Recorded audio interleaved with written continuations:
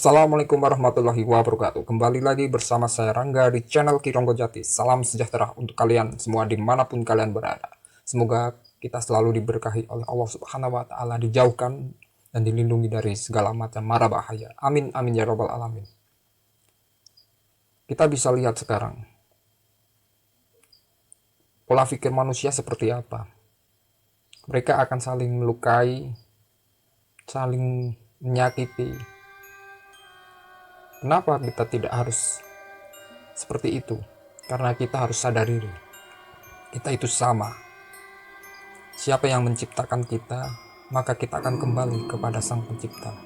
Kita akan menjadi satu, kita akan menjadi sama. Mungkin banyak perbedaan dimanapun. Kita memiliki banyak perbedaan, tapi itu akan dipersatukan dengan satu hal.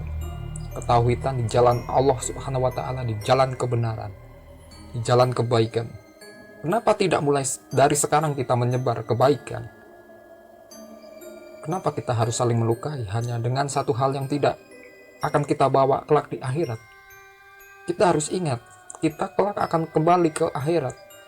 Kita tidak membawa apa-apa. Yang kita perdebatkan di muka bumi ini tidak akan kita bawa ke akhirat. Kenapa kita harus saling melukai? Kenapa kita harus saling menyakiti sesama? Kalau semua itu toh akan sia-sia di akhirat. Kita harus ingat itu. Sekarang banyak sekali fenomena-fenomena yang telah terjadi. Alam ini menyambut kehadiran kedatangan Imam Al-Mahdi. Kenapa kalian selalu menolak kehadirannya? Kalian tidak pernah mau mengetahui gejolak atau fenomena-fenomena alam yang Allah berikan untuk kita pelajari. Kita sebagai umat manusia harus ingat, kita hidup untuk belajar untuk menjadi yang baik di mata Allah. Kita belajar untuk terbaik.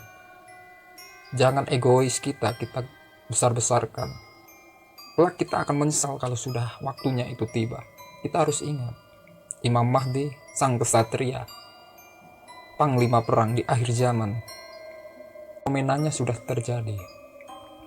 Kita bisa saksikan, kita bisa melihat, kita juga bisa merasakan gejolak-gejolak apa yang pernah terjadi di muka bumi ini dan sekarang yang telah terjadi. Banyak pertengkaran, banyak permusuhan, banyak perperangan di lingkungan kita, karena segala sesuatunya hanyalah egois kita yang kita pegang. Kita harus sadar di situ. Kita tinggal di mana? Allah memberikan semua ini untuk kita jaga dan kita lindungi. Kita sesama umat manusia, umat beragama harus saling melindungi, saling menghargai. Tidak usah untuk saling membenci atau menghina sesama manusia, sama umat manusia. Kita hanyalah manusia, salah satu makhluk ciptaan Allah, untuk kita sadari. Kelak Imam Mahdi akan kembali, akan keluar untuk membuat kalian benar-benar berada di jalan Allah Subhanahu wa Ta'ala.